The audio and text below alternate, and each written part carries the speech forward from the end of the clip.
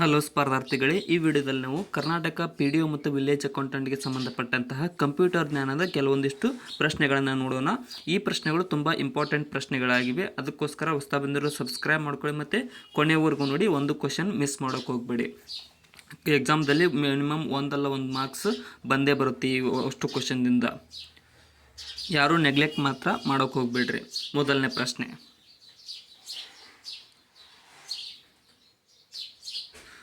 ಕೃತಕ ಬುದ್ಧಿಮತ್ತೆಯೊಂದಿಗೆ ಈ ಕೆಳಗಿನ ಯಾವ ಪೀಳಿಗೆಯ ಕಂಪ್ಯೂಟರ್ಗಳು ಸಂಬಂಧವನ್ನು ಹೊಂದಿವೆ ಅಂತ ಕೇಳಿದರೆ, ಸೊ ಇಲ್ಲಿ ಕೃತಕ ಬುದ್ಧಿಮತ್ತೆ ಅಂದರೆ ಆರ್ಟಿಫಿಷಿಯಲ್ ಇಂಟೆಲಿಜೆನ್ಸ್ ಅಂತ ನಾವೇನು ಕರಿತೀವಲ್ಲ, ಅದರೊಂದಿಗೆ ಸಂಬಂಧಪಟ್ಟಂತಹ ಪೀಳಿಗೆ ಅಂದರೆ ಯಾವ ಜನ್ರೇಷನ್ ಕಂಪ್ಯೂಟರ್ ಅಂತ ಅಂದರೆ ಆಪ್ಷನ್ ಸಿ 5ನೇ ಜನ್ರೇಷನ್ ಕಂಪ್ಯೂಟರ್ಗಳು ಈ ಒಂದು ಕೃತಕ ಬುದ್ಧಿಮತ್ತೆಗೆ ಸಂಬಂಧಿಸಿದ ಕಂಪ್ಯೂಟರ್ಗಳಾಗಿವೆ. ಅದಕ್ಕೆ ಸಂಬಂಧವನ್ನು ಹೊಂದಿದ್ದಾವೆ. ಇದ್ರ ಮೇಲಂತೂ ಒಂದು ಕ್ವಶನ್ ಮಿನಿಮಮ್ ಬಂದೇ ಬರುತ್ತೆ, ಆರ್ಟಿಫಿಷಿಯಲ್ ಇಂಟೆಲಿಜೆನ್ಸ್ ಮೇಲೆ. ನೆಕ್ಸ್ಟ್, ಕೆಳಗಿನವುಗಳಲ್ಲಿ ಇತ್ತೀಚಿನ ದಿನಗಳಲ್ಲಿ ಜ್ಞಾನ ಆಧಾರಿತ ಮಾಹಿತಿ ಸಂಸ್ಕರಣಾ ವ್ಯವಸ್ಥೆಯನ್ನು ಬಳಸಲಾಗುತ್ತಿದೆ ಅಂತ ಕೇಳಿದರೆ, ಸೊ ಜ್ಞಾನ ಆಧಾರಿತ ಅಂದರೆ information processing system being used in recent times ಅಂತ ಕೇಳಿದ್ದಾರೆ. ಸೊ ಇದನ್ನು ಎಲ್ಲಿ ಬಳಸ್ತೇವೆ ಅಂತ ಅಂದರೆ ಆಪ್ಷನ್ ಬಿ 5ನೇ ಜನ್ರೇಷನ್ ಕಂಪ್ಯೂಟರ್ನಲ್ಲಿ ಅಥವಾ 5th ಜನ್ರೇಷನ್ ಕಂಪ್ಯೂಟರ್ನಲ್ಲಿ ಈ ಒಂದು ಜ್ಞಾನ ಆಧಾರಿತ ಮಾಹಿತಿ ಸಂಸ್ಕರಣಾ ವ್ಯವಸ್ಥೆಯನ್ನು ಬಳಸಲಾಗುತ್ತದೆ. ನೆಕ್ಸ್ಟ್ ಕ್ವಶನ್,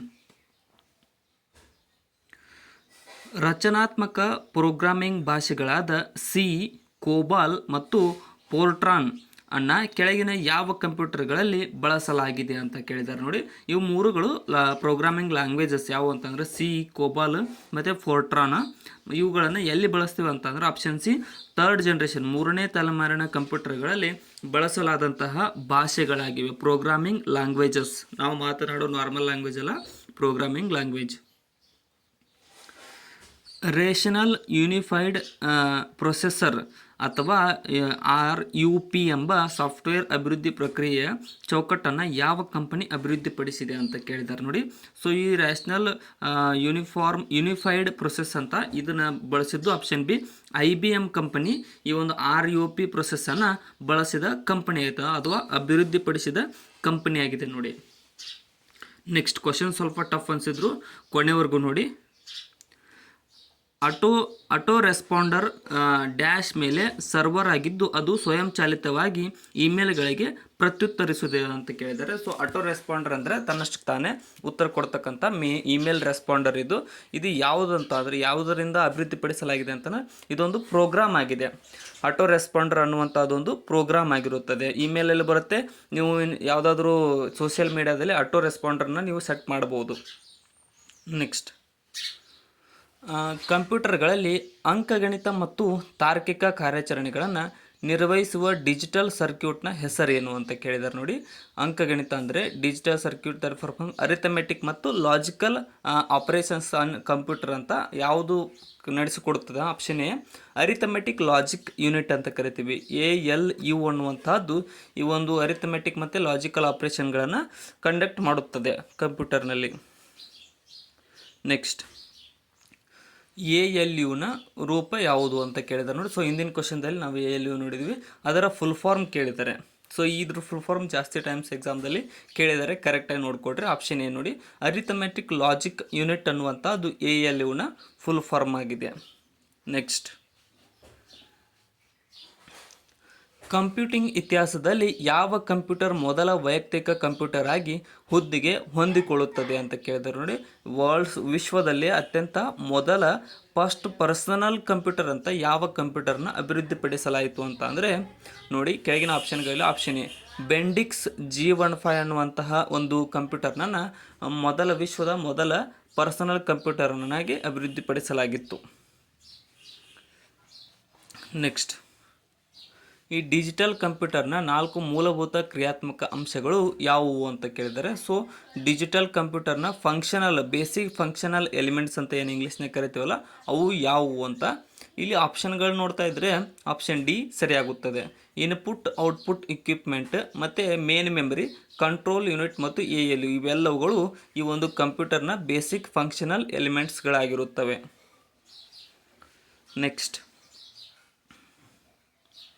ಇನ್ನು ಡಿಜಿಟಲ್ ಕಂಪ್ಯೂಟರ್ ಮಾಹಿತಿಯನ್ನು ಯಾವ ರೂಪದಲ್ಲಿ ಪ್ರಕ್ರಿಯೆಗೊಳಿಸುತ್ತದೆ ಅಂತ ಕೇಳಿದ್ದಾರೆ ನೋಡಿ.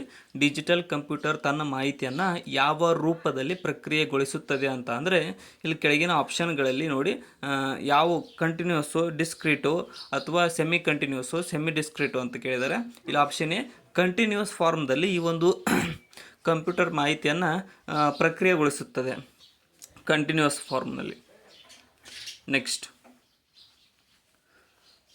ಎನಿಯಾಕ್ ಅನ್ನು ವಿನ್ಯಾಸಗೊಳಿಸಿದವರು ಯಾರು ಅಂತ ಕೇಳಿದರೆ, ಸೊ ಫಸ್ಟ್ ಸೂಪರ್ ಕಂಪ್ಯೂಟರ್ ಆದಂತಹ ಎನಿಯಾಕನ್ನು ವಿನ್ಯಾಸಗೊಳಿಸಿದವರು ಯಾರು ಅಂತ ಅಂದರೆ ಇಲ್ಲಿ ಸರಿಯಾದ ಉತ್ತರ ಆಪ್ಷನ್ ಡಿ, ಜಾನ್ ಮೌಚಿರ್ ಅವರು ಮತ್ತು ಇನ್ನೊಬ್ಬರು ಕೂಡಿ ಈ ಒಂದು ಎನಿಯಾಕ್ ಕಂಪ್ಯೂಟರ್ನ ವಿನ್ಯಾಸಗೊಳಿಸಿದರು. ನೆಕ್ಸ್ಟ್, ಇಂಟಿಗ್ರೇಟೆಡ್ ಸರ್ಕ್ಯೂಟ್ ಚಿಪ್ನಿಂದ ಏನನ್ನು ಒಳಗೊಂಡಿರಬಹುದು ಅಂತ ಕೇಳಿದರೆ, ಸೊ ಇಂಟಿಗ್ರೇಟೆಡ್ ಸರ್ಕ್ಯೂಟ್ ಚಿಪ್ ಅನ್ನುವಂಥದ್ದು ಏನನ್ನು ಒಳಗೊಂಡಿರುತ್ತದೆ ಅಂತ ಅಂದರೆ ಇಲ್ಲಿ ಕೆಳಗಿನ ಆಪ್ಷನ್ಗಳಲ್ಲಿ ಆಪ್ಷನ್ ಡಿ ನೋಡಿ, ಅಂದರೆ ಸಿ ಪಿ ಯು ಇರುತ್ತೆ. ಸಿ ಪಿ ಯುದಲ್ಲಿ ಮತ್ತು ಮೆಮೊರಿ ಮತ್ತು ಫೆರಿಫೆರಲ್ ಡಿವೈಸಸ್ ಇವೆಲ್ಲವುಗಳನ್ನು ಈ ಒಂದು ಇಂಟಿಗ್ರೇಟೆಡ್ ಸರ್ಕ್ಯೂಟ್ ಚಿಪ್ಪು ಒಳಗೊಂಡಿರುತ್ತದೆ. ಅಂದರೆ ಅವೆಲ್ಲವುಗಳು ಇಂಟಿಗ್ರೇಟೆಡ್ ಸರ್ಕ್ಯೂಟ್ ಚಿಪ್ಪನ್ನು ಒಳಗೊಂಡಿರುತ್ತವೆ. ನೆಕ್ಸ್ಟ್,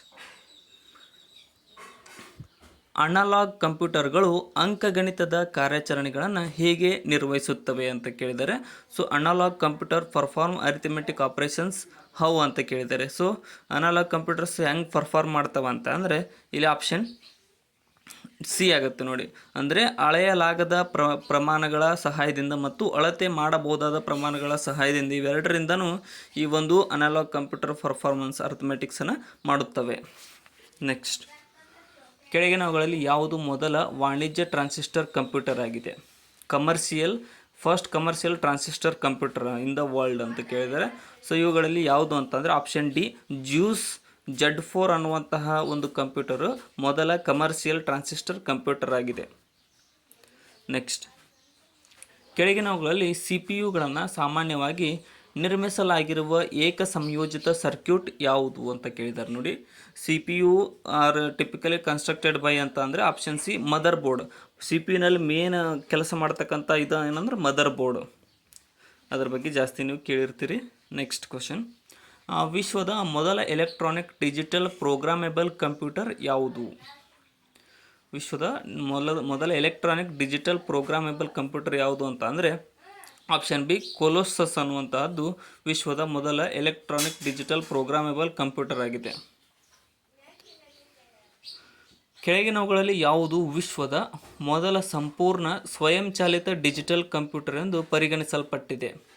ವಿಶ್ವದ ಮೊದಲ ಸಂಪೂರ್ಣ ಸ್ವಯಂಚಾಲಿತ ಡಿಜಿಟಲ್ ಕಂಪ್ಯೂಟರ್ ಯಾವುದು ಕೆಳಗಿನವುಗಳಲ್ಲಿ? ಆಪ್ಷನ್ ಸಿ ನೋಡಿ, Z3 ಅನ್ನುವಂತಹ ಕಂಪ್ಯೂಟರ್ ವಿಶ್ವದ ಮೊದಲ ಸಂಪೂರ್ಣ ಸ್ವಯಂಚಾಲಿತ ಡಿಜಿಟಲ್ ಕಂಪ್ಯೂಟರ್ ಆಗಿದೆ. ಸೊ ಇನ್ನೂ ಯಾರು ಸಬ್ಸ್ಕ್ರೈಬ್ ಮಾಡಿಲ್ಲ ಅಂದರೆ ಸಬ್ಸ್ಕ್ರೈಬ್ ಮಾಡಿಕೊಡ್ರಿ ಮತ್ತು ಕೊನೆಯವರೆಗೂ ನೋಡಿ. ನೆಕ್ಸ್ಟ್ ಕ್ವಶನ್, ಈ ಕೆಳಗಿನ ಯಾವ ಸಾಧನಗಳು ಯಾಂತ್ರಿಕ ಕ್ಯಾಲೆಂಡರ್ ಕಂಪ್ಯೂಟರನ್ನು ಸಂಯೋಜಿಸಿವೆ ಅಂತ ಕೇಳಿದ್ದಾರೆ ನೋಡಿ. ಸೊ ಇಲ್ಲಿ ಮೆಕ್ಯಾನಿಕಲ್ ಕ್ಯಾಲೆಂಡರ್ ಕಂಪ್ಯೂಟರ್ನ ಸಂಯೋಜಿಸಿದ ಸಾಧನಗಳು ಯಾವುವು ಅಂತ ಅಂದರೆ ಆಪ್ಷನ್ ಬಿ, ಗೇರ್ ಚಕ್ರಗಳು, ಗೇರ್ ವೀಲ್ಸ್ ಅನ್ನುವಂಥವ್ರು ಈ ಒಂದು ಮೆಕ್ಯಾನಿಕಲ್ ಕ್ಯಾಲೆಂಡರ್ ಕಂಪ್ಯೂಟರನ್ನು ಸಂಯೋಜಿಸುತ್ತವೆ. ನಿಮ್ಮ ಕಂಪ್ಯೂಟರ್ನ ಹಾರ್ಡ್ ಡಿಸ್ಕ್ ಈ ಕೆಳಗಿನವುಗಳಲ್ಲಿ ವೈರಸ್ಗಳ ಸಾಮಾನ್ಯ ಮೂಲ ಯಾವುದು ಅಂತ ಕೇಳಿದ್ದಾರೆ. ಸೊ ಹಾರ್ಡ್ ಡಿಸ್ಕ್ನಲ್ಲಿ ವೈರಸ್ ಬಂದಿರ್ತವೆ, ನೀವು ನೋಡಿರ್ತೀರಿ. ಮತ್ತು ಅದು ಯಾವುದರಿಂದ ಬರುತ್ತವೆ ಅಂದರೆ ಆಪ್ಷನ್ ಸಿ, CD ರಾಮ್ಗಳಿಂದ ಈ ಒಂದು ಹಾರ್ಡ್ ಡಿಸ್ಕ್ನಲ್ಲಿ ವೈರಸ್ಗಳು ಸೇರುತ್ತವೆ. ನೆಕ್ಸ್ಟ್, 1 ಕಿಲೋಬೈಟ್ ಡ್ಯಾಶ್ ಹೊಂದಿದೆ ಅಂತ ಕೇಳಿದ್ದಾರೆ. ಸೊ 1 ಕಿಲೋಬೈಟ್ ಅಂತ ಅಂದರೆ 1024 ಬೈಟ್ಸ್ ಆಗಿರುತ್ತೆ. ಆಪ್ಷನ್ ಸಿ ಇಲ್ಲಿ ಸರಿಯಾದ ಉತ್ತರವಾಗಿದೆ. ಸೊ ಇಲ್ಲಿಗೆ ಈ ಅಂದರೆ ಕಂಪ್ಯೂಟರ್ ರಿಲೇಟೆಡ್ ಒಂದಿಷ್ಟು ಕ್ವಶನ್ಗಳನ್ನು ನಾವು ಈ ವಿಡಿಯೋದಲ್ಲಿ ಕವರ್ ಮಾಡಿದ್ವಿ. ನೆಕ್ಸ್ಟ್ ಕೂಡ ಇದೇ ರೀತಿಯಾಗಿ ನಾವು ಇನ್ನಷ್ಟು ವಿಡಿಯೋಗಳಲ್ಲಿ ಕಂಪ್ಯೂಟರ್ ರಿಲೇಟೆಡ್ ಮತ್ತು ಬೇರೆ ಬೇರೆ ಸಬ್ಜೆಕ್ಟಿಗೆ ತಕ್ಕಂತಹ ವಿಡಿಯೋಸ್ಗಳನ್ನ ಮಾಡ್ತಾ ಇರ್ತೀವಿ. ಅದಕ್ಕೋಸ್ಕರ ಹೊಸ ಬಂದರೂ ಸಬ್ಸ್ಕ್ರೈಬ್ ಮಾಡ್ಕೊಳ್ಳಿ. ಕೊನೆವರೆಗೂ ನೋಡಿದ್ದಕ್ಕೆ ಎಲ್ರಿಗೂ ಧನ್ಯವಾದಗಳು. ಈ ವಿಡಿಯೋನ ಆದಷ್ಟು ನಿಮ್ಮ ಫ್ರೆಂಡ್ಸ್ ಕೂಡ ಶೇರ್ ಮಾಡಿ. ಮತ್ತು ಏನಾದರೂ ತಪ್ಪನಿಸಿದರೆ ಕಮೆಂಟ್ ಸೆಕ್ಷನ್ದಲ್ಲಿ ಕಮೆಂಟ್ ಕೂಡ ಮಾಡಿ. ಮತ್ತು ಡಿಸ್ಕ್ರಿಪ್ಷನ್ ಒಳಗಡೆ ನಮ್ಮ channel Instagram, Telegram, Facebook Threads ಲಿಂಕ್ಗಳಿದಾವೆ, ಅವುಗಳನ್ನು ಕೂಡ ಫಾಲೋ ಮಾಡಿಕೊಡ್ರಿ. Thank you so much.